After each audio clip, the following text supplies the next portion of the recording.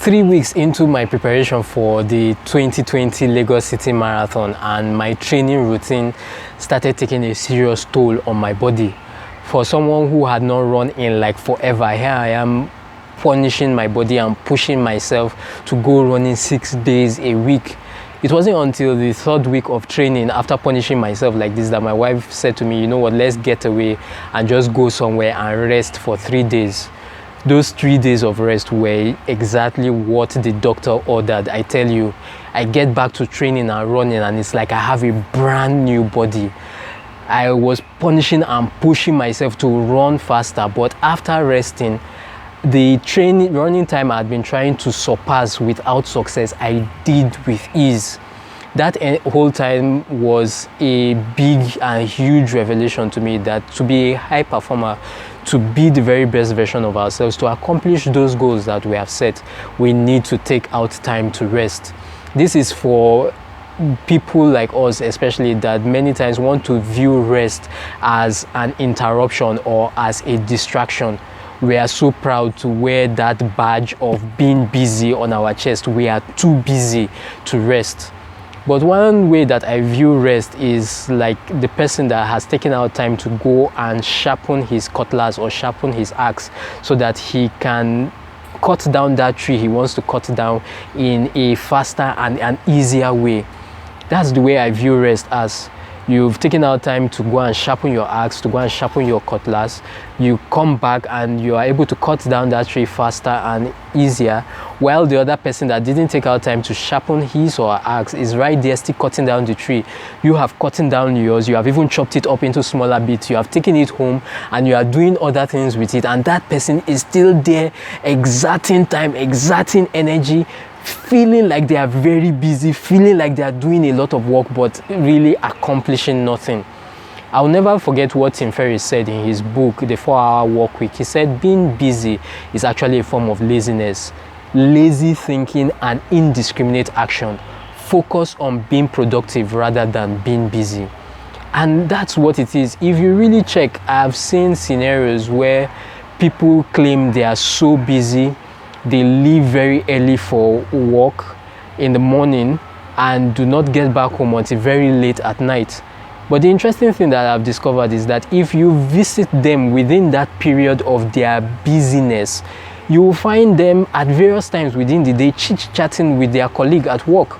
That by the time you add up all those times of chit-chat, it comes up to a lot. So what this simply tells us, and which is what we have been saying since this series started, is that if you check many of the valid reasons that we give for not doing those things that we know that we should be doing, you will really see them for what they are, and that's simply excuses. Because here's the thing, there are only 2 ways you will get more time and more energy into your life. Either by some cosmic miracle you are gifted with more hours to the 24 hours that you have, or you look for a way to manage the 24 hours that you have already. And the one way we can do that is by being sincere to ourselves and looking for ways to reduce the amount of time that we put into certain things. Now, I'm not advocating that you stop doing things that you love altogether. All that I'm saying is that we can do those things in a shorter and more focused way, so that we can have more time and attention to give to those things that really matter, one of which is rest. Instead of spending all that time gisting, going around doing this and doing that, we can look for a way to reduce some of those times so that we can have more time to rest, because that's the only way we are going to be more effective. We are going to be better at the things that we need to do, at the things that are very important in our life. And that's why rest is so important. That's why rest is so critical. Rest is the key to recreation, is the key to renewal, and is the key to restoration. Is the key to helping us being our best selves, being the very best version of ourselves. It's with rest, we are able to clear our head, we're able to reduce stress, we're able to renew our vision so that we can go out there and unleash our creativity and do the creative best that we can do with our own lives.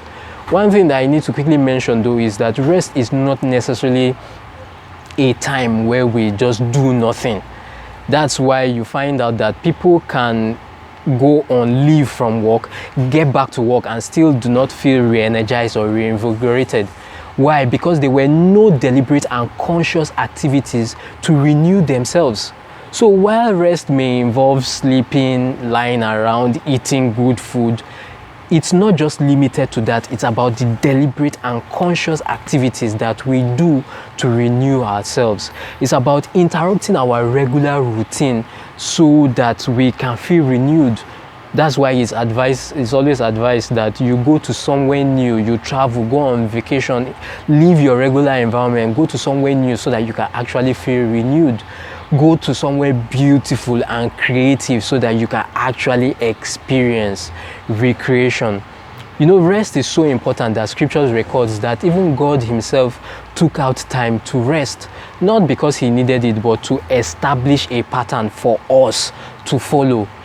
And if you believe the creation story like I do, it's interesting to note that the day God rested was man's first full day on earth. What this simply tells me, and tells a lot of us that believes in the creation story, is that to do our best quality work, to be our creative best, we need to rest first, and we need to place a serious emphasis on rest. So that's what it is. Rest is not about a time where we do nothing. It's about interrupting our routine thoughts, our routine behavior, so that we can align our thoughts with the plans and purposes of God, so that we can think better and higher thoughts and do greater works. And that's why I believe that rest is so important. And this is one reason that I believe that so many people do not achieve those goals that will take their lives to a whole new level. Why? Because they are tired, because they are fatigued. And the interesting thing is that when fatigue steps in, faith steps out. Fatigue has a way of making mountains, making challenges bigger than they really are. Fatigue has a way of making valleys and making setbacks deeper than they really are. And this is why I believe that we need to take that time out to rest. This is what helped me to run and finish the 2020 Lagos City Marathon.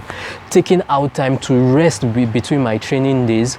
And then I now discovered that it's recommended that you rest 2 or 3 days before the actual marathon D-Day. And so that's exactly what I did. After 6 months of training, 3 days to the marathon D-Day, all I was doing was just resting my body, resting my legs most especially, so that I could feel the energy and vigor and zest I needed to perform on the day of the marathon. And that's just what it is, that if we are going to be the best version of ourselves, if we are going to accomplish those goals that will make us a pleasant surprise to ourselves, that will take us to a whole new level and be world class and those high performers that God has created us to be, we need to take our time to rest. We have always thought for a very long time that work and then rest. But to be a high performer, to be truly world class at what we do, is rest first, then work. Until we're able to rest, we can't have that clarity and that energy to do our creative best and unleash the highest quality of work that we can unleash. So the focus is rest, then work. Focus on being productive rather than being busy. It's very important that we rest so that we are not laid to rest.